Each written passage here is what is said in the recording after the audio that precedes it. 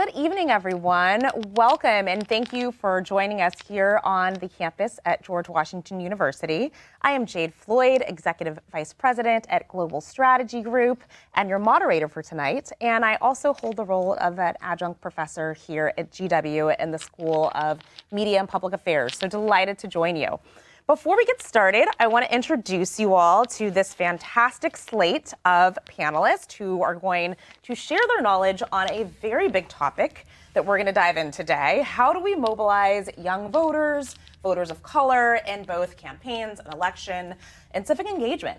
So first, I'm going to introduce to you Pili Tobar, who is a partner and founder of Conexión. It's a leading firm specializing in Latino outreach that helps both campaigns and corporations design and implement their strategies for engaging with this demographic of consumers and voters. She's a former White House Deputy Communications Director for Joe Biden, and at the White House oversaw both communications around domestic policy issues around climate, immigration, and the Western Hemisphere. Seated in our middle here is Sejal. She is a presidential scholar, and here at the School of Media and Public Affairs at George Washington University, she's studying political communications. But she also is a political journalist who has written for the likes of Politico here in Washington, covering the state of California, and is currently in a role at the Texas Tribune, where she is covering my home state. And we also are joined by Maxwell Nunes, who is Executive Vice President and Head of Digital and Paid Digital at SKDK. And he's worked across the digital landscape and led strategy. He's led campaigns for causes, companies, and he is also an SMPA graduate who studied political communications here. So prior to joining SKDK, he placed over $100 million in ads and media spend. And he has worked in roles both at Airbnb, at Google, at Hillary for America, Terry for Virginia, and on down the line. And also held the role as the paid media director for Pete Buttigieg's 2020 presidential campaign. So let's jump right in. There's a lot to unpack. Really great audience here in person today. And of course, there's those of you on the live stream. I want to give all of you in the audience an opportunity to ask questions. So if there's something that's percolating in your brain, please do remember that for a little bit later down the line. And we'll ask some questions in about 30, 40 minutes of the audience.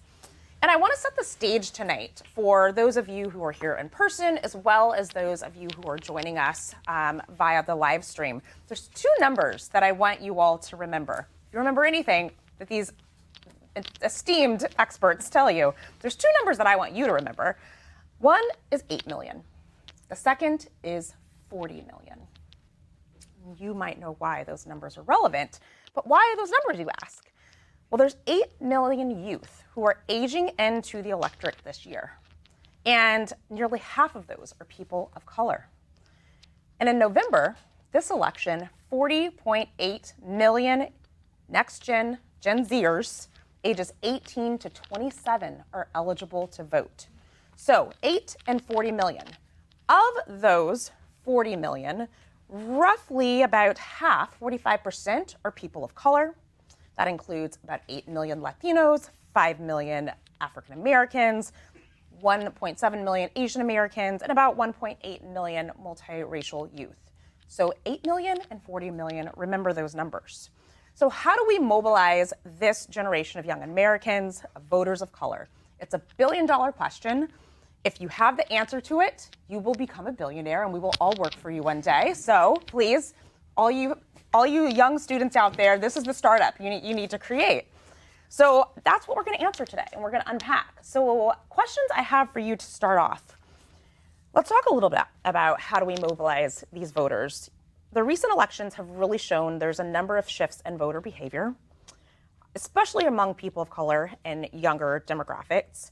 What are these changes indicating about the shifts in the political landscape? How should campaigns, how should elections, how should they adjust their mobilization strategies accordingly moving forward? Who would like to begin? I'm going to go. You go. I feel like I got the short end of the stick there. I mean, that's a huge question, right? And I wish I had the answer for all of it. What I can tell you is I think, look, I mean, the numbers speak for themselves in terms of the amount of young people, of people of color that are both aging into being able to vote. But we're also talking about huge populations overall that have been able to vote for a while, people that just haven't, either because they don't feel like we've spoken to their needs, spoken to themselves, or just simply don't have the habit of it. And it's on us to figure out how to make sure that they feel like we are speaking to them, how we feel, how we make sure that we are reaching them where they're at. Like I remember for the 2020 campaign, one of the things, and this was our motto for the Biden campaign, but I think it should apply for everybody, was make sure that you're reaching voters where they're at. There's a reason, for example, why the campaign didn't necessarily emphasize national media as much. We emphasized coalitions and local media. People tend to trust their local newscasts more than they'll trust CNN, MSNBC, Fox, and a variety of different subjects. And they also, for the people that still watch Spanish language media, for example, like they have a very specific and particular relationship with that that speaks differently to them. So I think we're still unpacking how to do that, but making sure that we're reaching voters where they are is critical. And I'm curious to hear what you have to say, Maxwell, because I think in the digital space, one of the biggest things that we're trying to figure out is how do we reach young people and people of color there? I've dealt a lot with Latinos and with Spanish media and with older Latinos, younger Latinos. But the reality is that the folks that we used to think we could find on local and Spanish media, now if you ask them, they get their news from TikTok. Mm-hmm. And it's across generations. It's not just young people. It's people who are my mother and grandmother's ages as well. Or they read headlines on Instagram. They're not going to read an entire political article as much as I would love for them to. They read the headline and they look at what the comments that people are leaving on there. So these things are changing and we have to have the ability to adapt. Communications, which is what I do, is no longer just dealing with your traditional press and in different languages. It has to include and involve a very close partnership with a digital team that knows how to speak to folks online so that this is all one same overall strategy and different tactics of how we're getting to it. Actually, don't weigh in. Yeah, I was going to say, I think the challenge and the opportunity here that exists is it turns campaigns really at every level into multimedia enterprises. And whether you're running for school board or whether you're running for president, you now have to show up in all of these places and trying to communicate in ways that are authentic and make sense for both, your constituents you hope to lead, and then also who you are and your background. So it forces us to think about what's our TikTok strategy, what's our YouTube strategy, how are we communicating on Twitter and Facebook, and all these things. They're the really big questions that candidates sort of up and down the ballot have to answer. And one thing just on the point that you mentioned about locality, which I think is really interesting, is that a lot of younger voters are disillusioned with the top of the ticket, as we're seeing, heading into 2024. So in my reporting, some of the grassroots organizations that I've spoken to have this emphasis on regional and local issues to get out the vote for younger voters, because even if they're abstaining from the top of the ticket, a lot of the times they are energized about those down ballot races, as you were saying. So that's actually a good segue into this next question, because the New York Times had a piece this week that shared Americans are really becoming more polarized, not only in their political identities, but there is a number of swing voters who are diminishing. So we have this inconsistent voter who's becoming more and more important. They vacillate, not so much between parties or with candidates, but between voting and not voting. And the Times has coined them ambivalent voters. So tell us a little bit about how do you then adjust your strategy to tap into those voters who might be disillusioned, who might say that their vote doesn't matter, and how do you, as a campaign, start to think about more effectively engaging with this demographic, ambivalent voters? Yeah, I was going to say, the elephant in the room for this conversation is Donald Trump, literally. When we talk about and think about these elections that you talked about over time and the increasing participation, Donald Trump has proven to be a mobilizing force across the board. And I remember I worked on Terry's race in Virginia in 2021, and we kind of thought of this as like, this is our first election in a post-Trump world. Well, that hasn't existed yet since he came down those escalators in 2015. We are still very much living in a world, for better or worse, that is highly polarized and highly motivating for folks on different ends of the spectrum. So I think how that gets channeled and how that gets utilized, and we saw in the midterm elections, candidates that he endorsed and supported lost at a greater rate, and sort of all those factors is a really, as Pili mentioned, we don't yet have the answers there, but we know that it's an incredibly important thing to figure out. So, Pili, Sandra? I would say, look, whether it's the ambivalent voter or whatever we choose to call them, they're not new, right? Like, these folks have existed for quite a while. People being disillusioned with politics isn't new. I think the point that we're in right now is, I attribute it to a couple of different things. One, I think voters have very short memories. We've forgotten what it was to live under Donald Trump administration, and people, for whatever reason, have gotten to a place where they think that a Trump and a Biden administration in some ways are equal. Well, they are absolutely not. The level of normalcy and calm that a Biden administration has provided, plus the amount of wins, the amount of laws that they've been able to pass that actually have been positive for the country, positive for young people, for people of color, for others, are huge. The problem is we've forgotten. We've forgotten that Donald Trump told us that drinking bleach would get rid of COVID. We've forgotten all of these variety of different things that Donald Trump did that led to the deaths of millions of people, and that also led to destroying our economy in a variety of different things. Part of what we need to remind folks is what that contrast looks like. And so, yeah, we have a lot of ambivalent voters, but folks who are saying, you're saying the economy is getting better, but I still don't see more money in my pocket. You promised me student loan debt relief, and I still don't see it. Well, we need to also be able to educate. Why is that student loan relief not there? Let's talk about who took that away, the Supreme Court. Who were the judges that voted against it? Judges who are essentially political judges appointed by Donald Trump. And the people that, by the way, brought the suit were Republicans. And so we need to be able to connect the dots for folks, to remind them not just of what is at stake, but why this is important. Because the reason they're ambivalent is because I don't think we're doing a good job at explaining what this contrast is and why it is so critical for them to be involved. And then the second thing I would say, and I think you're absolutely right, which is we need to motivate people to vote down ballot. Regardless of what the situation is at the top of the ticket, your school board elections are critical at a time when education is under attack by Republicans in so many states across the country. So things like that, we need to make sure that we're explaining to folks like, hey, if you care about LGBTQ plus youth, if you care about women's rights, if you care about contraceptives, if you care about abortion, if you care about healthcare, all of these different things, yes, care about the top of the ticket, but look down, because those local races are going to make a huge difference in your day-to-day life.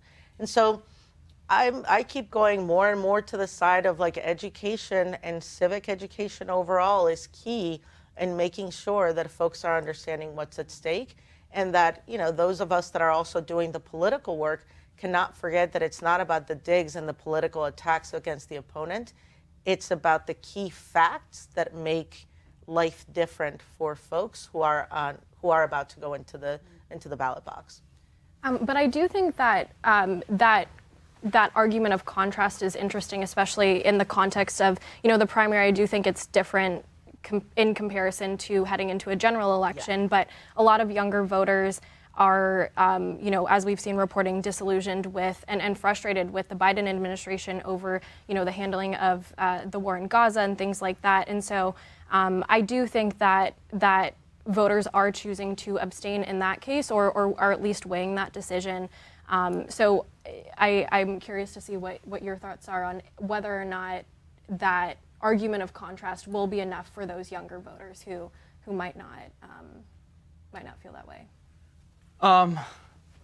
I think that the choice has not crystallized. And if you look at the polling, you see that large parts of the electorate on both sides, independents, however you classify yourself, still have not internalized that the choice that we face at the top of the ticket is going to be the same that we faced in 2020.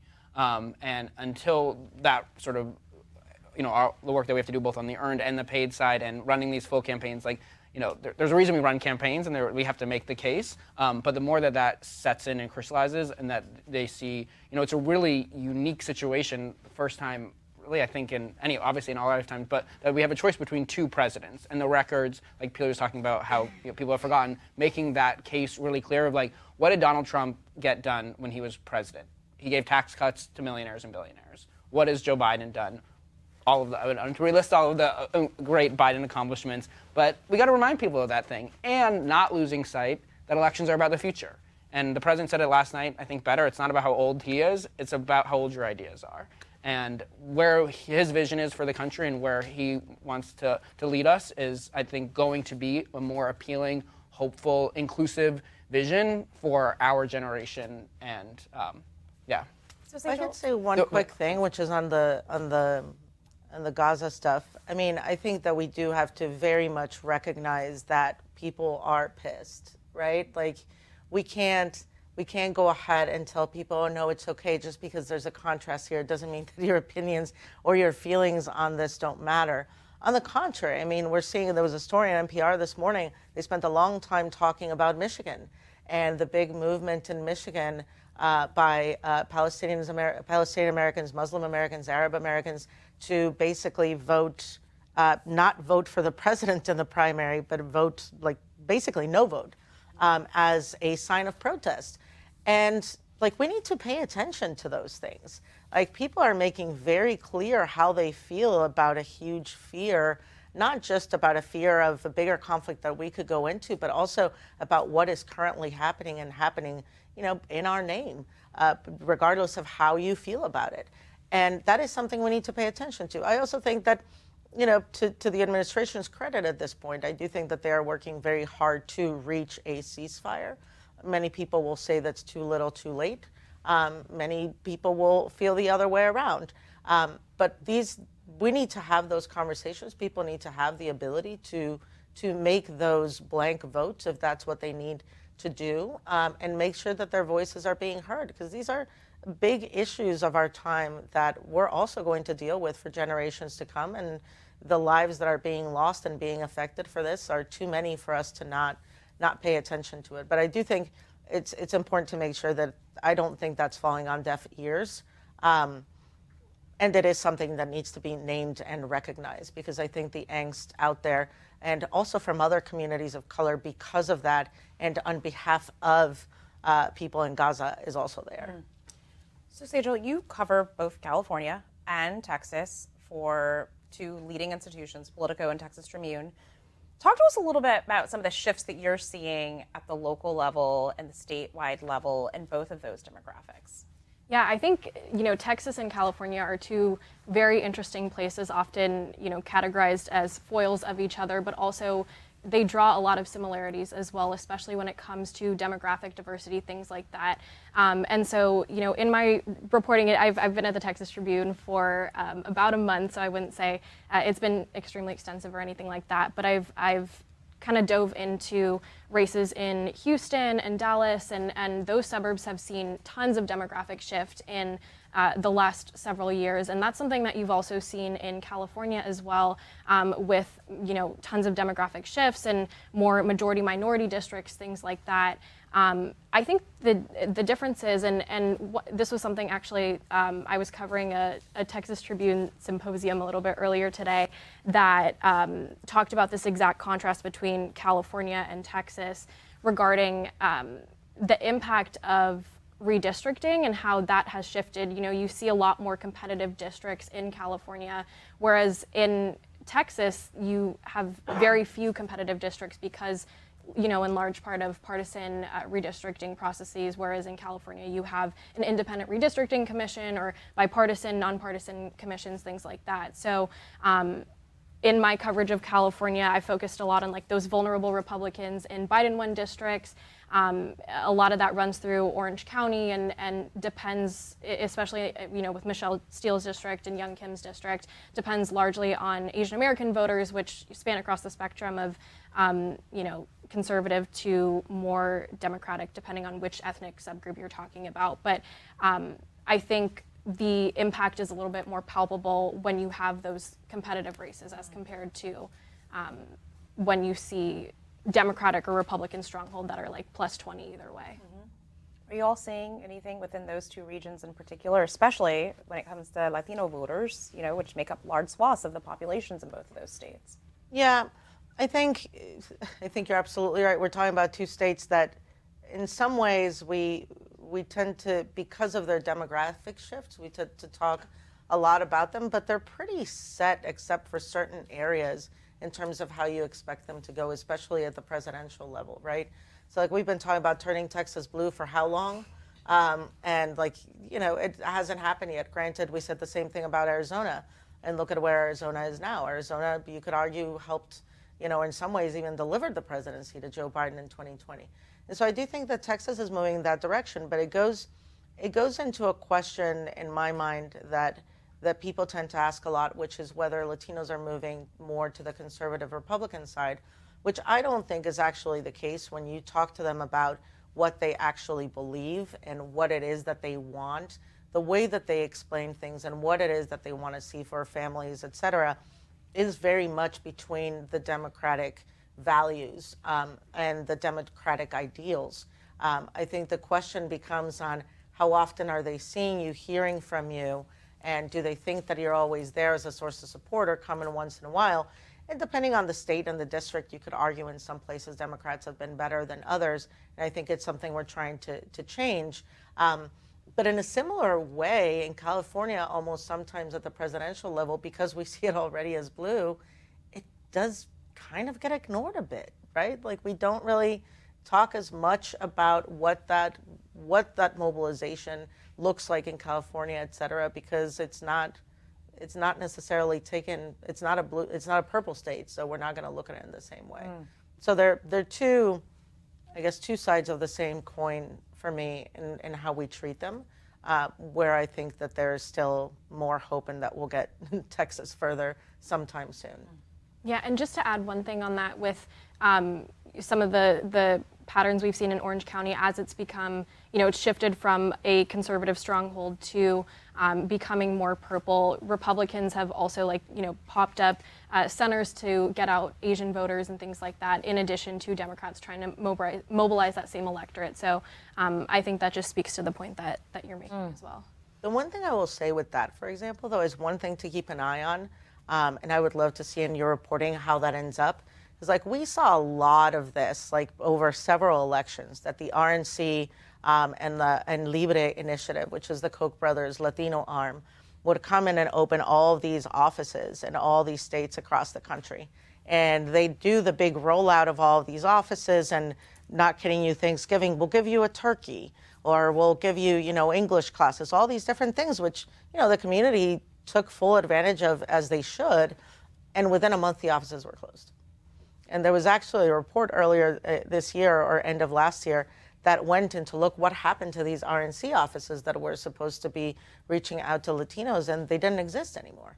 And so a lot of it in the way that Republicans have been doing this outreach has also been full smoke and mirrors. I think the problem is we don't necessarily call it out as much as we do in other ways.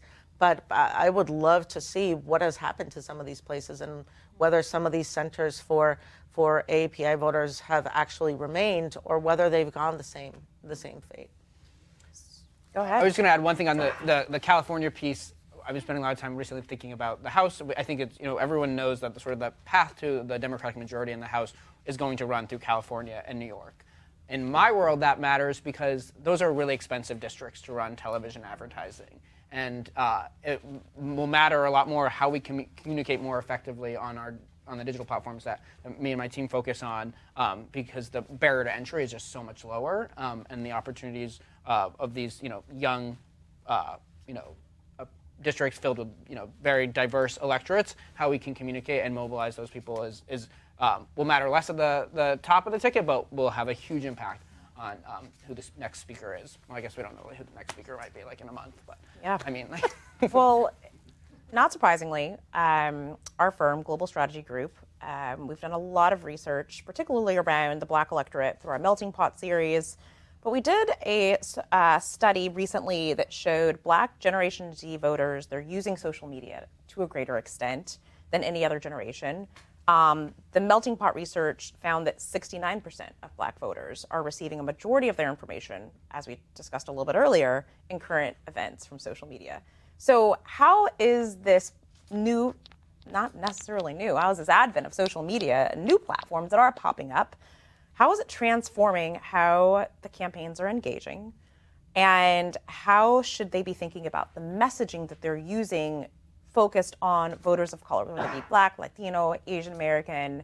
How should campaigns be thinking about that? Start with you. I think the biggest change for me is in terms of the messengers. I think if you're looking at TikTok and Instagram, for example, all these different influencers that, whether it's young Black voters, young Latino voters, young API voters, are looking at, are not your campaign spokespeople. They're not your like big elected officials. I mean, some of them may test pretty well if you compare them to others, but the reality is that a lot of them are looking to who are the influencers that speak their language, the influencers that are talking about the things that they care about, and who at times may have very unpopular opinions. And so we can no longer go ahead and just try to rely on social media as campaigns, just their own campaign accounts. They really need to work with other influencers and folks who may be more trusted sources for these communities and try to get their messages there. And it's not about, hey, let's book, the campaign manager on this particular account that has millions of followers.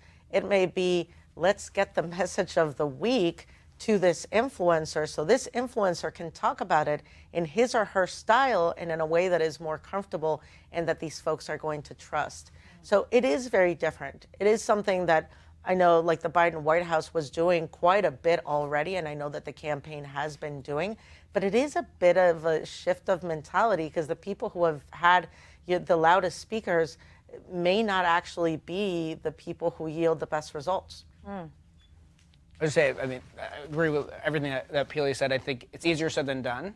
Yeah. Campaigns are notoriously control freaks. I always tell this anecdote that we had a campaign we're working with, and we engaged an influencer network, and we started to get the videos in before they were posted. They would send us the video so we could approve the content.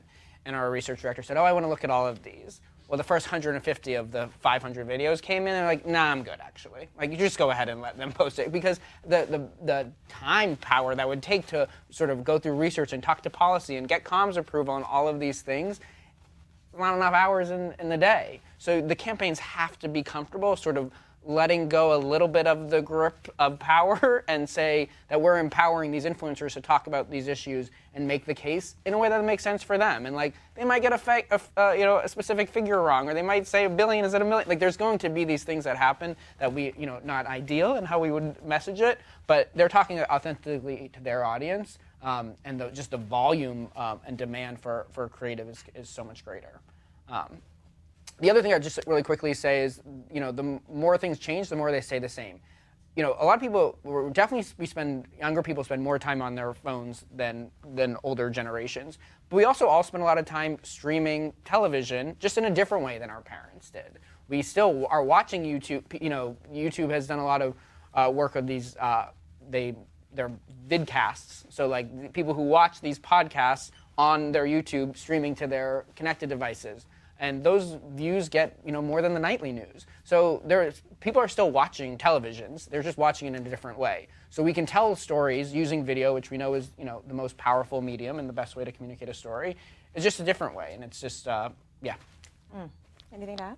Yeah, I was just gonna underscore a point that you made in terms of really looking at who that messenger is for younger voters on social media platforms, because in some of my reporting that, in conversations with people who are trying to turn out younger voters, what I've heard is that younger voters are turned off by, brands with clear profit intentions or really trying to have a clear focus on that. So that's an interesting pivot point because we have an electorate who we're doomsday scrolling on our phones in the middle of the night. We have one of the largest wealth gaps that we've ever seen in this generation.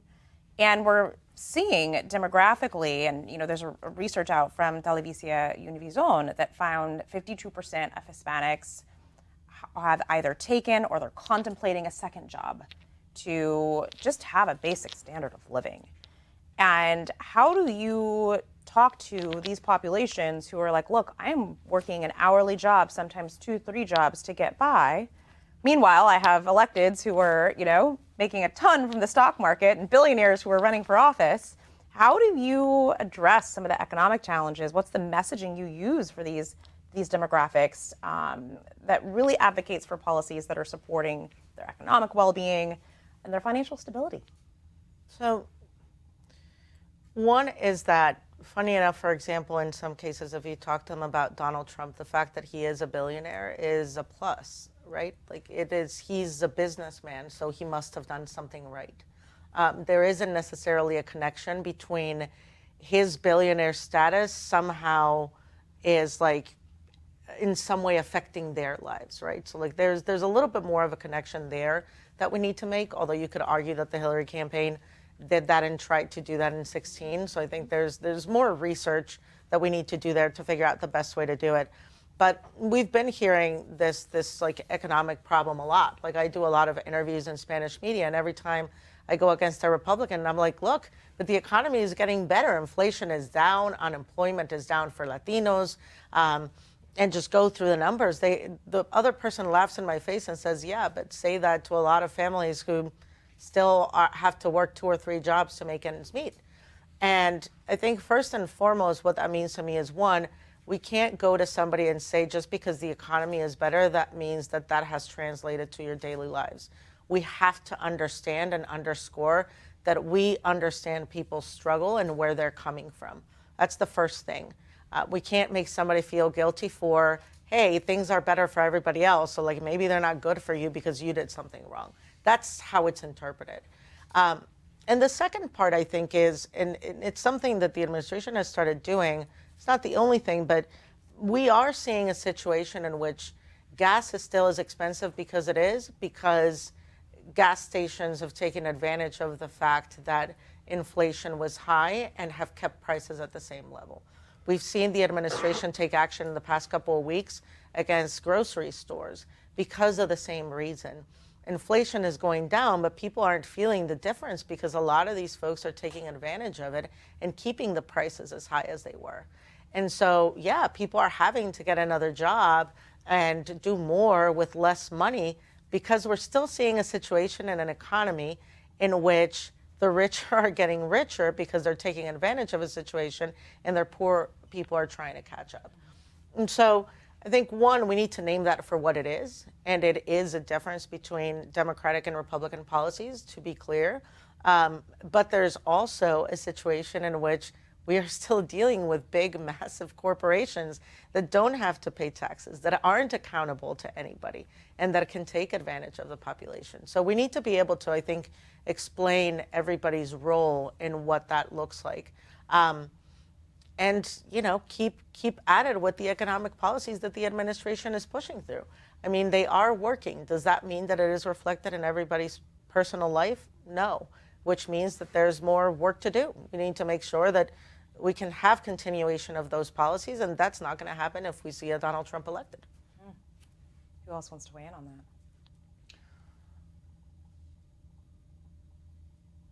I was just going to say that, I realize that, and I think that the other piece of that is the biggest economic decision a person makes in their life is when and where to have a child.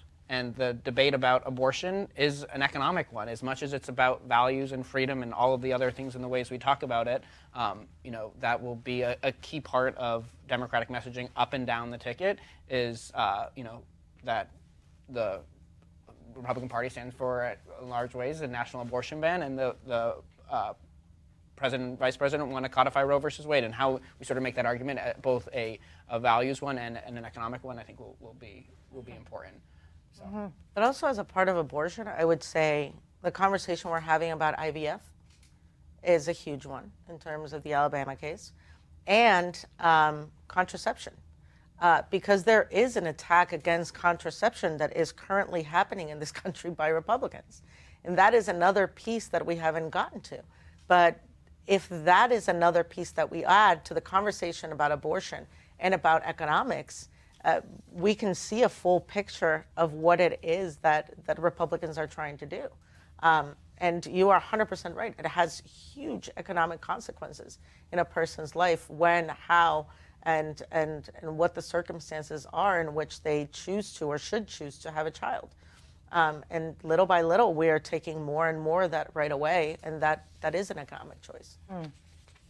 So I want to pivot in our last 20 minutes together. One, audience questions. If you have some, please do take some time. We're going to be asking some questions of the panelists from each of you. But I want to pivot towards messaging, towards narrative. And at Conexión and definitely through SKDK and our firm here at GSG, we focus a lot on cultural competence, both in messaging, towards the outreach, the asset framing, the individuals that you were trying to touch. Talk to us a little bit about what cultural competence means for the audience, and what have you seen and witnessed firsthand in the failures of campaigns who are not addressing this in their messaging and outreach? Yeah, cultural competence used to be, for many years, it was if you have any kind of cultural competency towards Latinos, for example, it was have a Spanish website. And half of that website would be translated in a horrible, terrible way that nobody that actually spoke Spanish would look at it and go, this makes sense. Much less talking about any kind of difference among the different Latino populations. So we've moved away from that. Now cultural competence, I think, is more at a place of understanding that Mexican American in Phoenix is not the same as a Mexican American who calls themselves Chicano in LA, as a Guatemalan in Rhode Island, or as a Puerto Rican in Pennsylvania. All of these groups or people are very different. Their experiences are very different. Where they come from is very different. The systems of government they've had are very different. And while our foods at times can seem very similar, some of these folks don't like spicy food, right? Like that's just a reality that culturally certain countries don't have. But when you ask somebody who doesn't have an understanding of that, there is they see the Latino population as very one and the same. And that is not at all the case. So I'm happy about the fact that we've started moving away from that. And when we do targeting to these very specific communities in different parts of the country, it's more than just the accent that you talk about and the food that you reference. It is taking into account what is the background, the context of these populations. In some cases, what did they flee? Right? Even there is a generational divide between a Venezuelan who is coming today and crossing the border, still fleeing Maduro regime, versus Venezuelan who came 30 years ago through a visa and overstayed. And so taking all those things into account leads to, I think, what is cultural competency, which is that you need to have a full holistic view of who a population is in order to be able to actually speak to them. And it involves an understanding of all of these different pieces in order to do it right.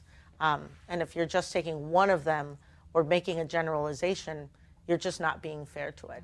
And I think we've seen examples of campaigns who have done it wrong. I think there's been many, from a bad translation to a bad pun to many different things that honestly there's too many to mention. But I do think that at least on the Democratic side, there is more of an effort for that to be different. I think we need to move past that. It's just the case with Latinos. I think we need to understand that that is also the case with Black communities. That is also the case with API communities. We need to get to a better place of being able to understand that overall. And at Conexión, I think our goal is to be able to help get that done for more campaigns, for more candidates, for more issues across the country, and to be able to provide experts for whoever is interested in doing that better.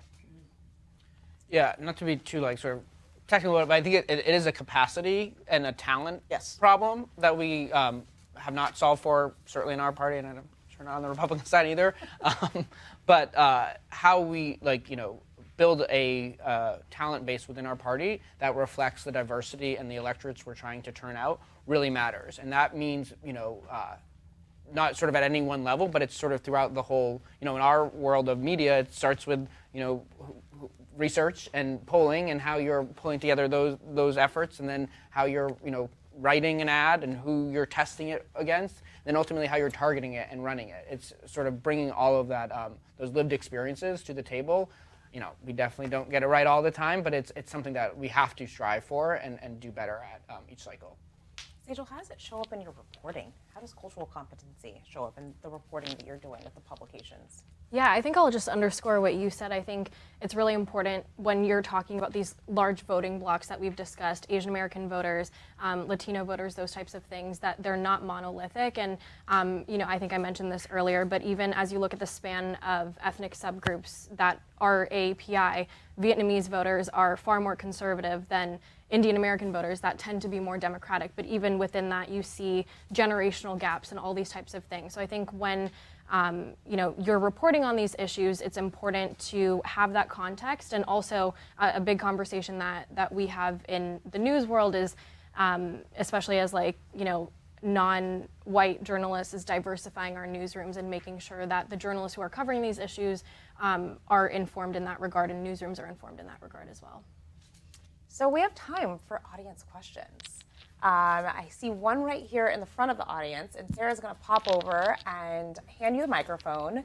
Please ask your question, and then we will have the panelists respond. Awesome. Thank you all so much. Is this good? You're good.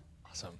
I had a question about negative partisanship in the coming years, and you mentioned doomsday scrolling earlier, and I was interested to what effect this has infiltrated digital spaces and what effect this has on youth voters. And in particular, especially with the discussion of cultural competency, it seems kind of hard when you have this kind of very reductive form of campaigning that issues it down to win or loss, my candidate or your candidate. And it feels, I guess I'm concerned for the future when a lot of political communications directors I've spoken with said that this is going to continue forward, how we're going to actually build in cultural competency and the complexities of what the electorate looks like and wants to see when we're still relying on and predicting the continuation of something that's so reductive and divisive. Thank you. That's a deep question. Thank you for that. So in terms of negative partisanship, you mean not identifying with either? Media that particularly focuses on putting down other candidates. Okay. Yeah, okay. And yeah.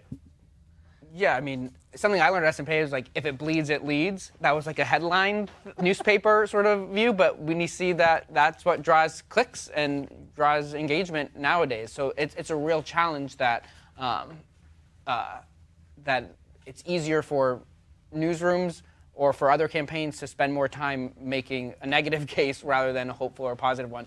This is not really super related, but yesterday there was this story out of the Bronx with that woman who donated $1 billion for the medical school. And I was like, this is such a nice feel-good story that was leading the news. How rare is that you get onto, obviously all of our feeds and algorithms are different, but it was covered by the local news stations throughout the country, really, of this really hopeful story of something great that was happening.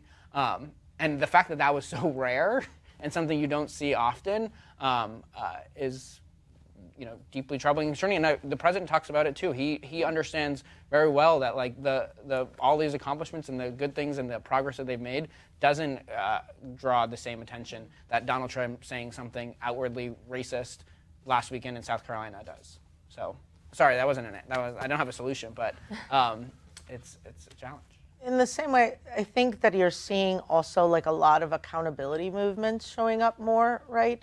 I can think of in the Latino space, there's a new organization called Aquí that is a nonpartisan organization. Part of their goal is to hold, it's not just media, right? It's any company. Because we can also talk about company X that says hey, we're going to focus on DEI and we're going to do all these different things. But who goes back a year later and actually make sure that they did that when they got all this positive press? But did you actually do what you said you were going to say? But these different movements that are showing up for media accountability in particular, right? Like we saw about a month ago that the LA Times, got rid of a ton of like people of color in their newsroom, in particular Latinos. That is a huge disservice, not just to the California community, but to the entire country. I remember trying to make the argument to people when I started doing communications that the LA Times and the Miami Herald were Latino outlets because they are and cover places that have a majority population of Latinos. So like we should consider them that. But so like these things are happening, and we haven't even talked about how, local newspapers and local media are also dying. The problem is that the more and more that all these newspapers and everybody become a part of this conglomerate, the more and more I think that we're seeing that kind of attitude where we're going to focus on the negative. In Spanish, we would say es amarillista. You're going to focus on all the bad things. And like, that's a huge problem. In my mind, and I think in the same way, I don't have a solution, but I believe that one of the biggest issues that we're confronting in our time is a lack of trust in the media because of situations like that. I also believe that that's what has led to, honestly, the downfall in a lot of countries around the world, but in particular that I've seen in Latin America, is because if you don't have a press that you can trust, if you don't have a press that you can trust to be unbiased and that's going to call things as they are, then who's going to be a check and balance to your government and everybody else? However, you also have then social media where I think people have started becoming kind of their own accountability mechanisms. So while I don't know where that's going to go, I do think that seeing in the same way that TikTok, Instagram can be problematic at a variety of different points because of disinformation, there's also, I think, a hope in there in people being able to hold each other accountable and provide information sometimes in a more unbiased manner. Maybe I'm too hopeful, but I don't know. Sage, anything to add? I was just gonna, exactly what you're saying with thinning local news markets and things like that. I think obviously fills a void for that a lot of regional communities rely on when it comes to getting their news and figuring out what's going on in their communities. I also think that going back to the point of how that parlays with digital strategy and younger voters with relying on TikTok and things like that, it really, as we were talking about earlier, does depend on who that messenger is and what community voices are outreaching to those younger voters or voters of color on those apps. Because I think when there's a clear or there's less of a clear tie to a partisan candidate one way or the other, but it's coming from someone who seems like a community voice, it might be deemed as more trustworthy. You wanted to add something. I was just going to say, I certainly don't have a solution. One theory I have is that sort of the antidote to that negativity is normalcy. And it's something I see all the time when I sit in focus groups or you look at, people just want things to be normal. They don't want the first thing. The vast majority of people do not want the first thing that they think about when they wake up in the morning is, who is the President of the United States and what is he doing today? What chaotic thing is happening today? So it's a quieter message, but I think it's an important one, and that one we'll have to continue to make throughout this year to hopefully. Second question, second row. Hi, good afternoon. I was kind of curious. I've heard a lot of people my age are considering voting for a third party in this coming election. And I was just curious what you guys kind of thought. Is that worth it? Is that even a good idea? Should we bother voting for a third party, or just focus on the two typical Republican Democrat parties? And a second question as well. Are you polling seeing that result? Because I've heard that I'm from Georgia, and that's been a big thing. Is a lot of polling has shown that people there are considering voting for a third party. So are you seeing that elsewhere, or am I kind of in a little hole or only seeing that in certain places? No.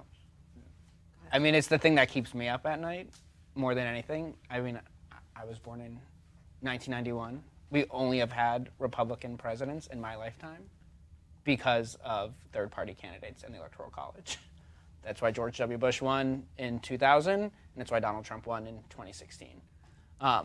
So that's to me the sort of the biggest challenge. And as Peter was talking about earlier, that message is heard loud and clear, is being heard loud and clear earlier than ever, and I'm hopeful that impacts a lot of the decisions, and we can be more smart and attuned to that earlier than ever, because we don't want to wake up on November 6th and sort of realize that we were asleep at the wheel there. Yeah, I mean, I wouldn't feel right with myself if I didn't say that I don't think voting third party at this point in our political system is worth it at all. I think that there are many third party, look, if a third party was viable right now in this country, I think I would feel differently maybe. But I also grew up in a country that has easily for a presidential election 27 political parties, right? And so like I've also seen the opposite. And so I'm not saying that either of these is necessarily like, the perfect situation, but I think we have to deal with the reality of we live in a two-party country at this point. Whether that changes in our lifetimes, who knows?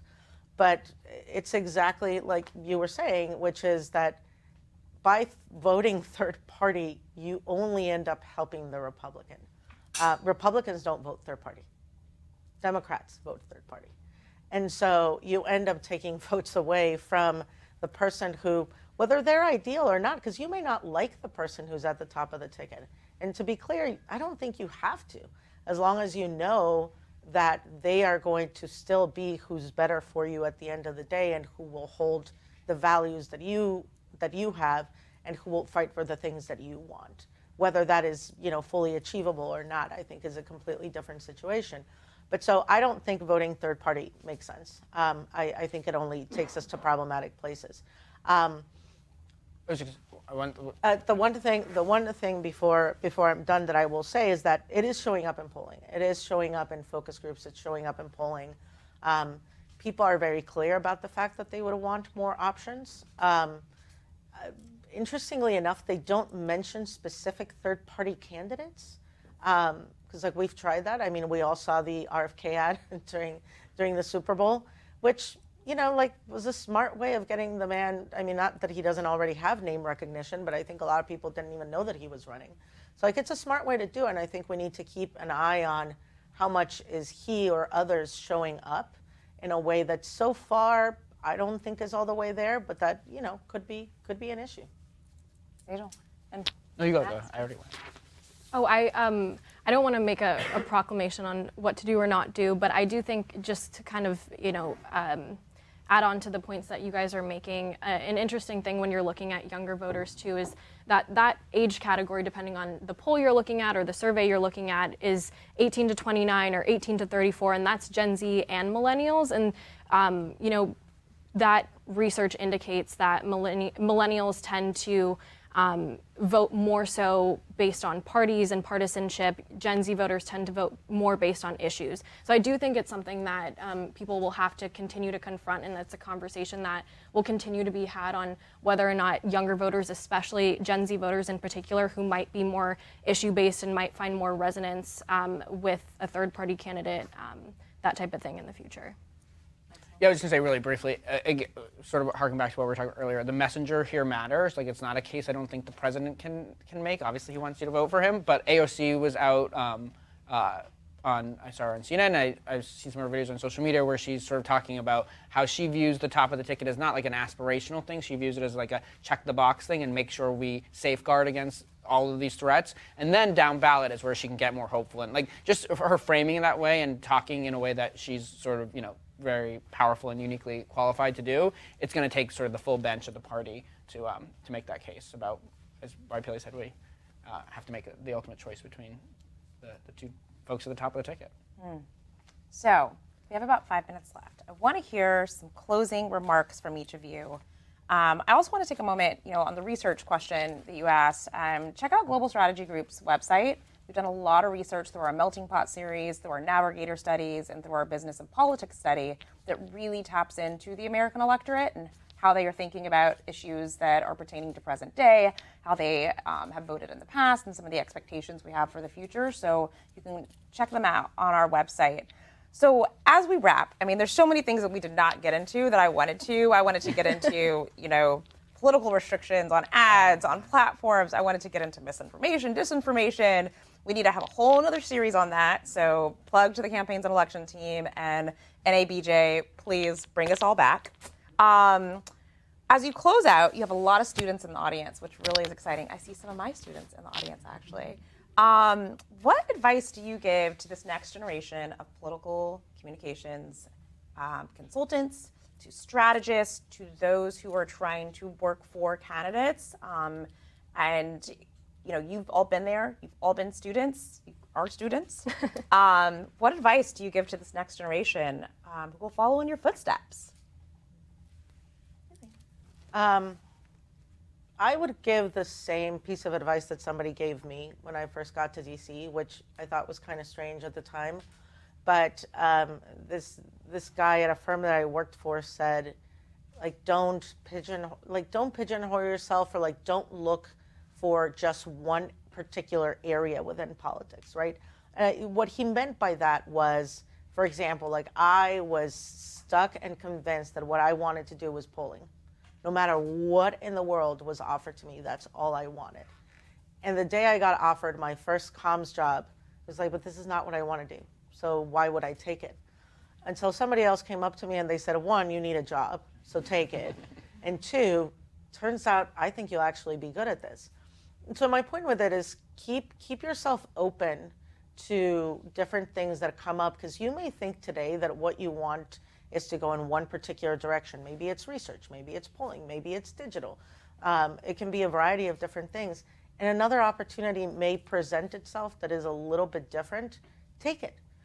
Take the chance, see how it goes. The worst that can happen is it doesn't work out and you try something else or you don't like it. But I think I've been able to do the things that I've done in my career because I've said yes more times than I've said no. Regardless of what the risks have been at a variety of different points. And because of that one initial yes, that wasn't what I thought I wanted, but that set me up in a completely different path. And so I think my point is just get your foot in the door. And once that's the case, then work hard, prove yourself, but getting that initial in is what'll be key. Can't speak to campaigns necessarily. My experience has all been in political reporting and just reporting in general. I guess for anyone who's looking to get into that in college, join your campus media organizations. This is the GW TV studio. There's obviously the GW Hatchet. We also have, as NABJ is sponsoring this, there's all these student of color journalist organizations that are now on campus that are wonderful resources. So I think those are all great, but aside from that, just we're in the nation's capital. There's a huge internship culture, obviously, at GW, but it's also great to tap into, and you can really dive into reporting and test the waters and see if you like it, and if you find yourself interested in that type of work. Right? What about you? I'll keep it really brief. Someone said at one point, someone's always watching. You don't know who that is necessarily, not in a creepy way, but there's always someone watching, and you don't know who's going to be the connection or the person that you end up working for or working with, or you want to bring up. Just remember that you're working late at the office. There's probably someone watching who notices that. So just sort of showing up every day and making those connections, building those relationships, it really matters, and it really is the work is tough, especially on the campaign side of things, and it's pretty demanding. That the people that you meet and the relationships you build through that really matter. So hold on to those. Actually, can I add one quick thing to that, which is be kind to everybody you meet, right? From the person that is mopping the floors to the person who one day ends up bringing you coffee. You want people to be kind to you when you're an intern. I've seen interns who were my interns who have gone to do fantastic and more amazing jobs than I have, and vice versa. So all of this to say, yes, there's always somebody watching, but also just be a good person. Honestly, this is a town of yes relationships, but it's also a town in which your reputation is going to either help you or severely harm you. So make smart decisions and be kind to the people around you, no matter who they are, because if people know that that's the type of person you are, they'll be more likely to come around and want to be work with you or help you in any possible way that they can. That's great advice from all of you. My advice to each of you, come work for us at Global Strategy Group. I was going to say, do I get an SKD? Yeah, you know, internship plug? we're competitor firms, but GSG is where you really want to be. But really, all really fantastic. We have free food on Tuesdays. I don't know. Thank you so much. I appreciate the insights you shared, the knowledge. There's so much more to still unpack. Thank you to Campaigns and Elections, to the National Association of Black Journalists, and especially to GW University. Thank you for letting me teach here and for bringing this dynamic slate of panelists, and to all of you for joining us. Have a great evening. I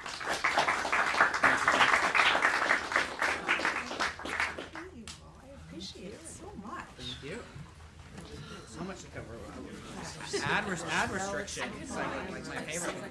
There was like one phrase I couldn't remember.